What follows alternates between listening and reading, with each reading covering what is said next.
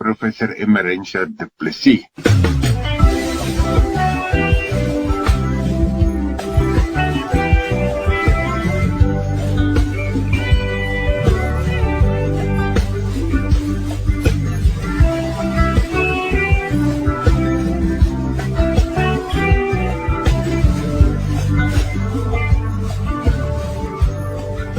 Professor Emerentia Du Plessis van die Skool van Verpleegkunde aan die Noordwes Universiteit lig op deernisvolle teenwoordigheid.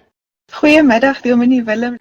Sterkte vir al die moeders en ek weet ons gaan daaroor praat, maar ek hoop dit vir julle 'n lekker dag vir al die vrouens, sommer al die vrouens wat moeders is of moeders wil wees.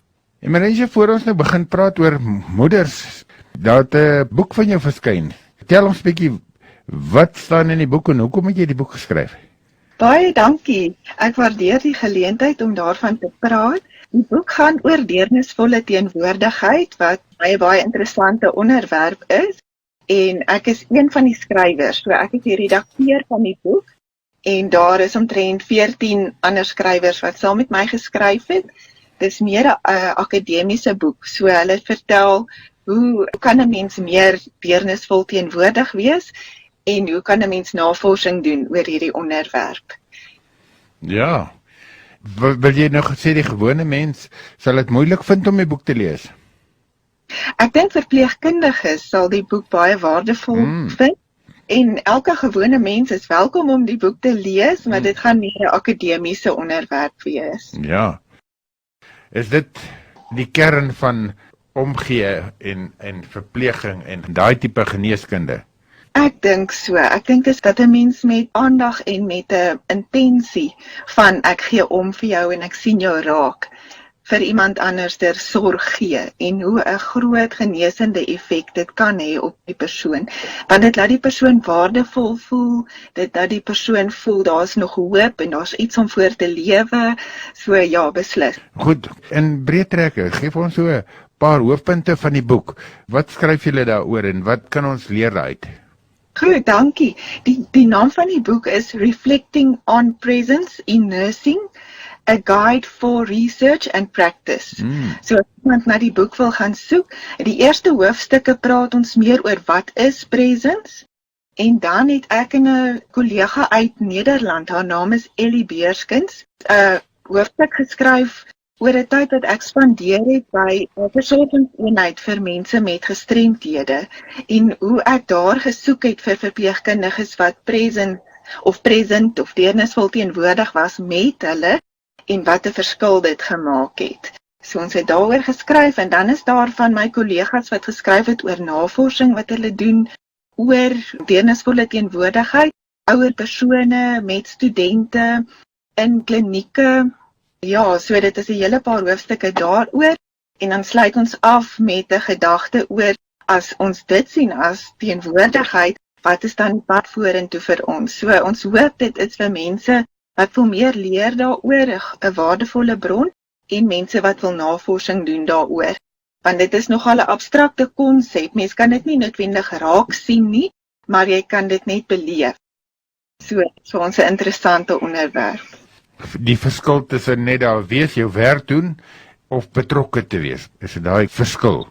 Ja, baie beslis en daarmee saam dan ook die gedagte dat dit waardevol is vir die versorger ook.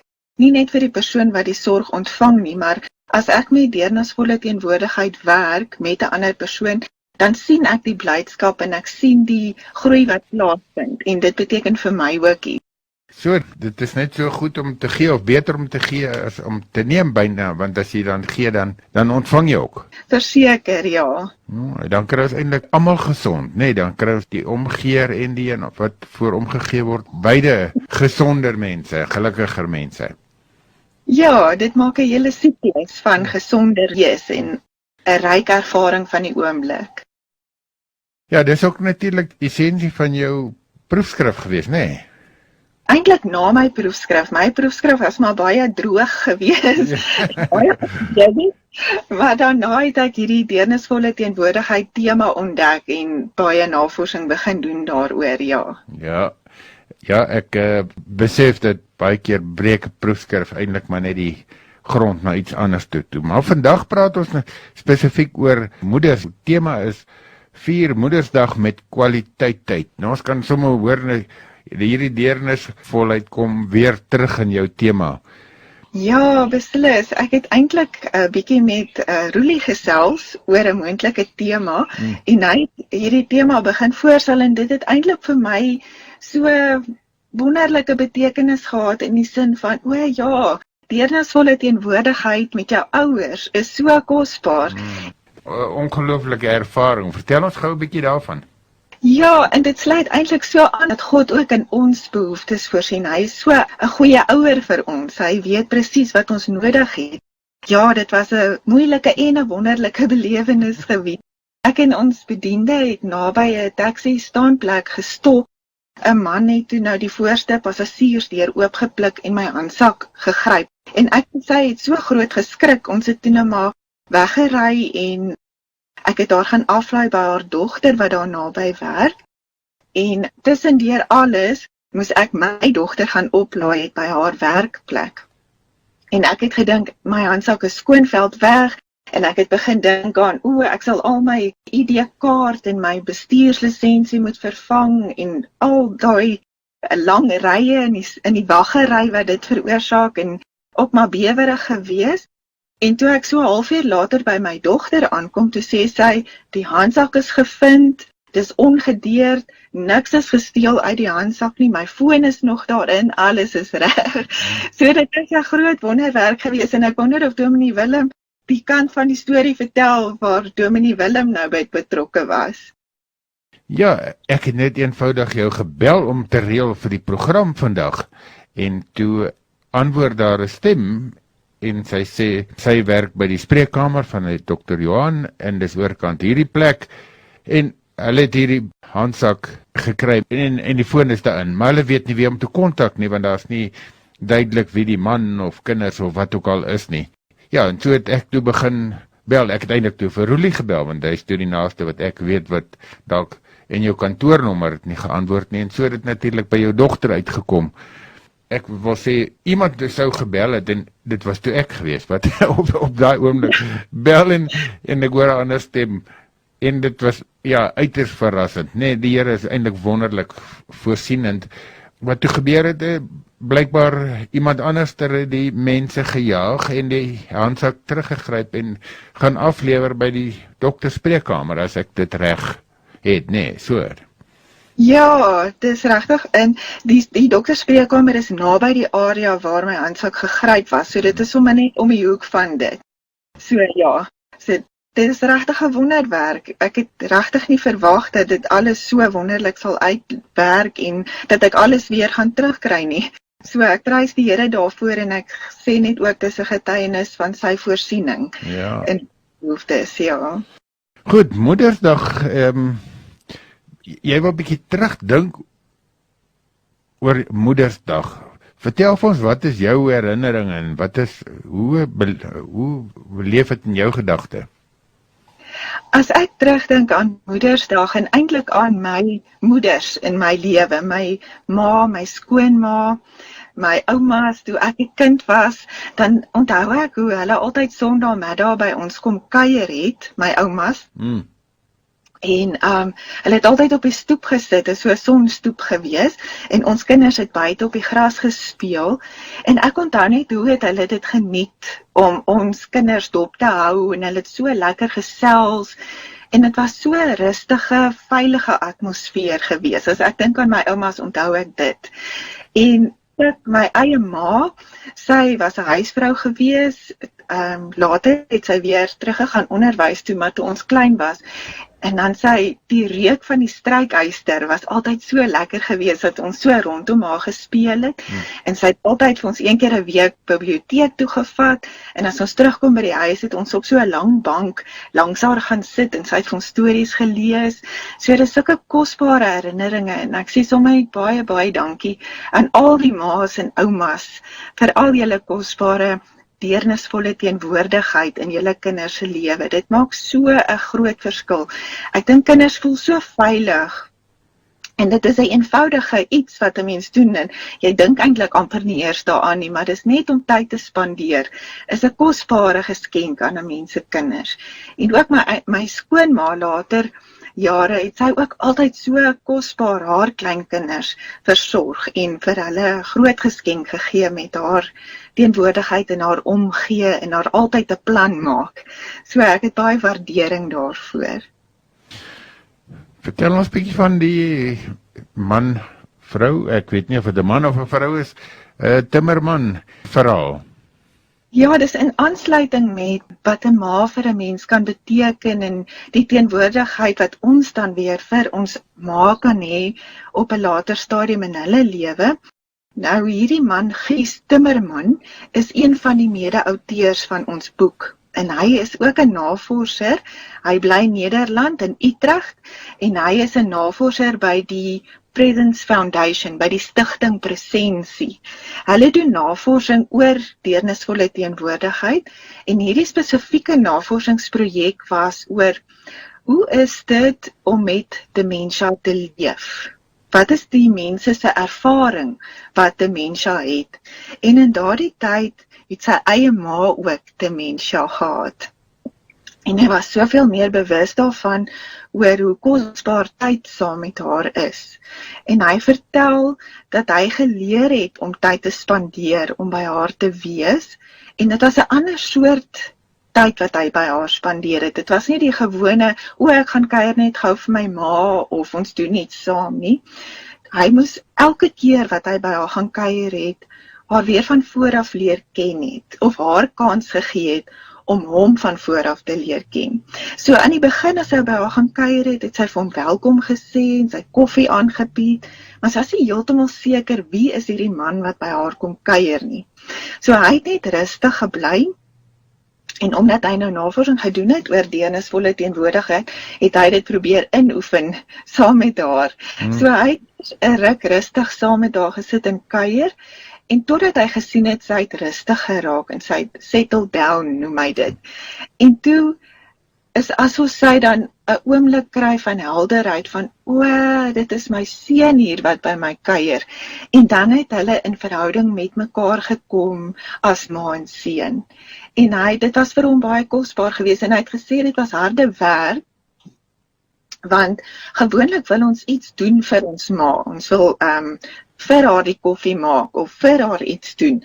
Maar al wat hy gedoen het is om rustig te bly en net tyd te spandeer en haar kans te gee om rustig te raak. En dan daardie oomblik van verhouding te beleef en daardie oomblik van aansluiting vind. En dan kon hulle rustig raak en 'n dieper gesprek hê.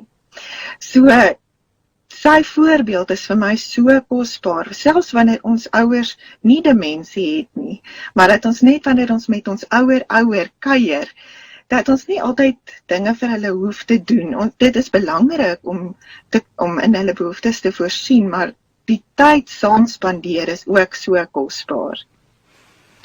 Is tyd nou in lengte van tyd of in kwaliteit tyd? En daai kombinasie, daar moet tog ergens 'n balans wees tussen hoe lank en hoeveel kwaliteit sit ek in daardie stukkie minute in. Ja, ek weet nie of Dominee Willem onthou nie, maar jare terug in die Ook nie Snork nie programme was daar 'n episode gewees waar Jolly gesê het, dis nie die kwantiteit tyd wat tel nie, dis die kwaliteit tyd wat tel. Ek het hom nie gesien nie, maar ek kan my voorstel, ja. So, dit is regtig so, dit kan 'n paar minute wees, of dit kan langer wees, daar's nie 'n voorgeskrewe tyd nie.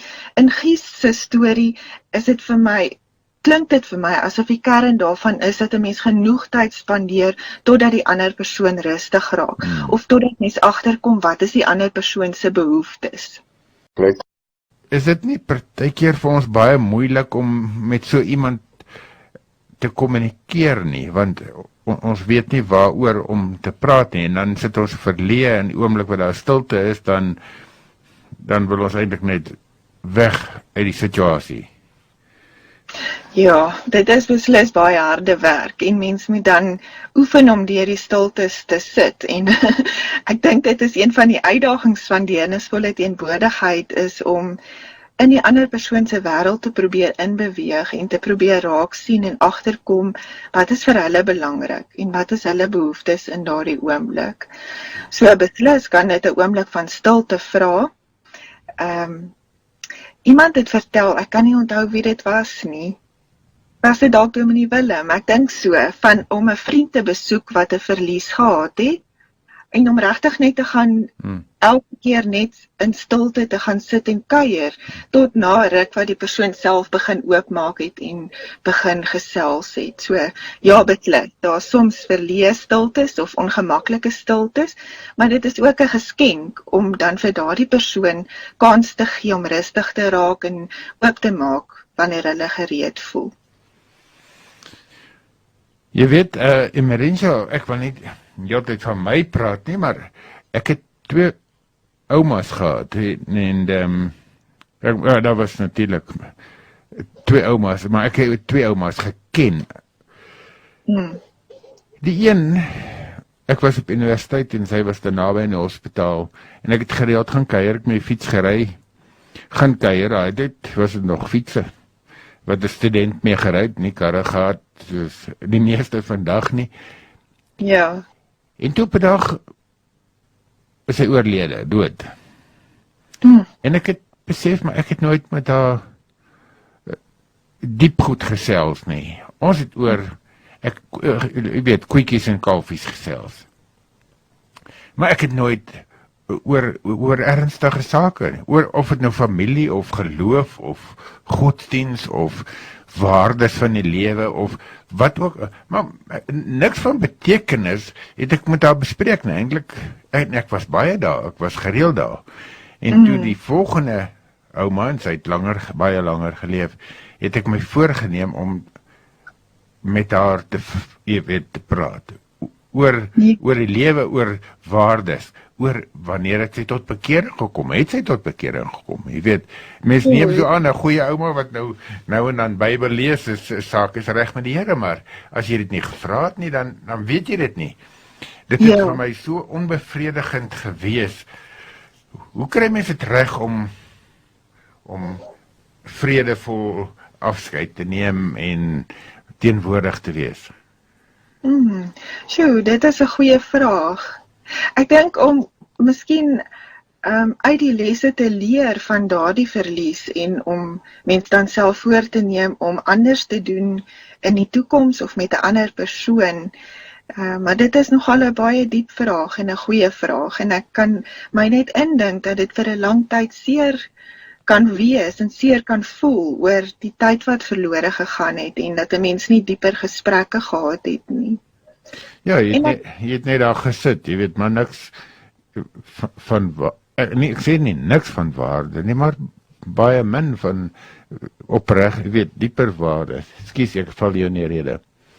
Ja, ek dink nou maar net miskien vanuit die ouma se perspektief is dat 'n mens dalk ook nie sou verwag dat 'n kleinkind dieper vra nie, maar dat dit baie vreugde bring, net die tyd saam spandeer en die kans om iets te kan doen vir die kleinkind beteken so baie. So ek dink ook as 'n mens 'n breër perspektief dan behou en kan weet dat daardie kuiers baie kosbaar is. Ek dink kinders bring soveel vreugde vir ouer persone.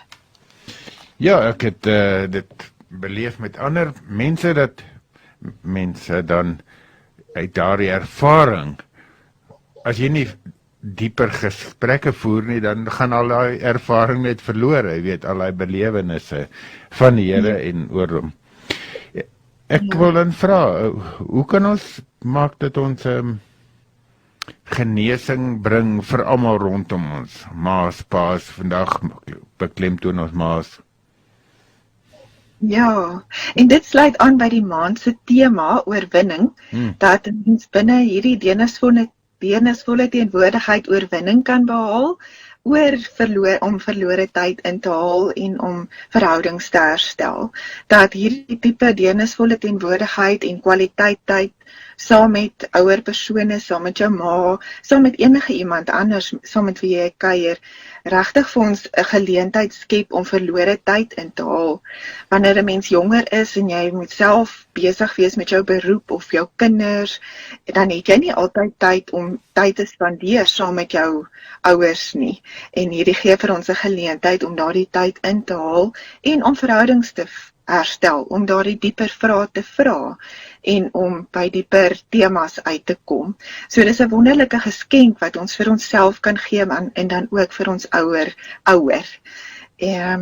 En dan kan ons sommer ook dink aan watter uitdagings wil ons vir onsself dan stel in die tyd wat kom. As ons nou oor al hierdie gedagtes gesels van kwaliteit tyd en dat tyd saam met ander mense vir ons genesing kan bring, wat wil ons dan vir onsself uitdaag en wat wil ons graag doen in die tyd wat voorlê? So ek het vir myself voorgenem dat ek meer kwaliteit tyd saam met my ouers wil deurbring.